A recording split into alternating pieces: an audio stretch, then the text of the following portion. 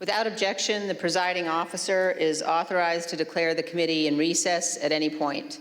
Pursuant to House Deposition Authority Regulation 10, I announce that the committee has approved the release of the deposition material presented during today's hearing.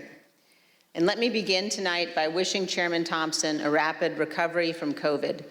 He has expertly led us through 8 hearings so far, and he has brought us to the point we are today. In our initial hearing, the chairman and I described what ultimately became Donald Trump's 7-part plan to overturn the 2020 presidential election, a plan stretching from before Election Day through January 6th. At the close of today's hearing, our 9th, we will have addressed each element of that plan. But in the course of these hearings, we have received new evidence, and new witnesses have bravely stepped forward. Efforts to litigate and overcome immunity and executive privilege claims have been successful, and those continue. Doors have opened, new subpoenas have been issued, and the dam has begun to break. And now, even as we conduct our 9th hearing, we have considerably more to do. We have far more evidence to share with the American people and more to gather. So our committee will spend August pursuing emerging information on multiple fronts before convening further hearings this September.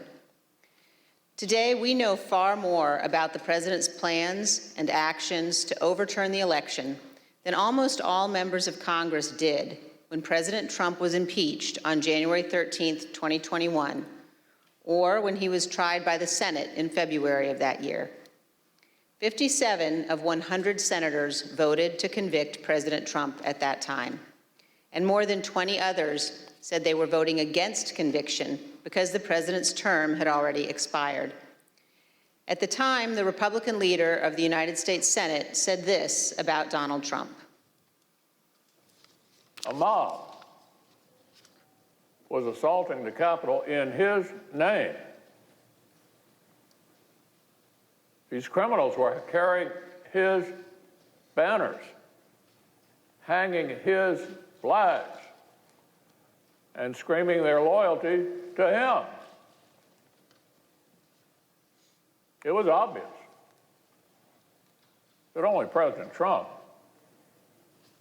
could end this. He was the only one.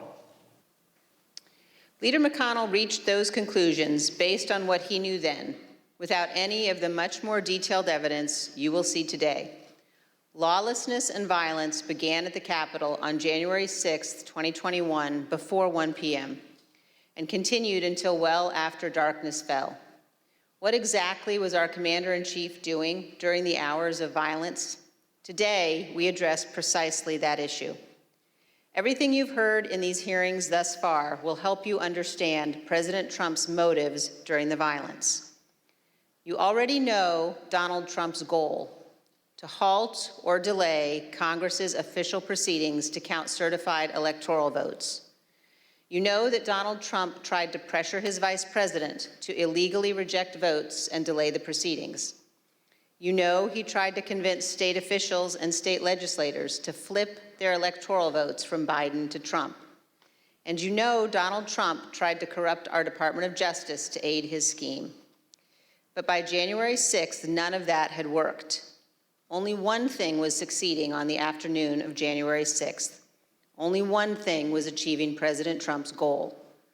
The angry, armed mob President Trump sent to the Capitol broke through security, invaded the Capitol, and forced the vote counting to stop. That mob was violent and destructive, and many came armed.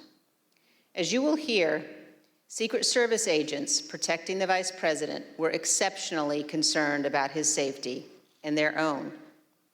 Republican leader Kevin McCarthy was scared, as were others in Congress, even those who themselves helped to provoke the violence. And as you will see today, Donald Trump's own White House counsel, his own White House staff, members of his own family, all implored him to immediately intervene to condemn the violence and instruct his supporters to stand down, leave the Capitol, and disperse. For multiple hours, he would not. Donald Trump would not get on the phone and order the military or law enforcement agencies to help. And for hours, Donald Trump chose not to answer the pleas from Congress, from his own party, and from all across our nation to do what his oath required. He refused to defend our nation and our Constitution. He refused to do what every American president must. In the days after January 6th, almost no one of any political party would defend President Trump's conduct, and no one should do so today. Thank you, and I now recognize the gentlewoman from Virginia.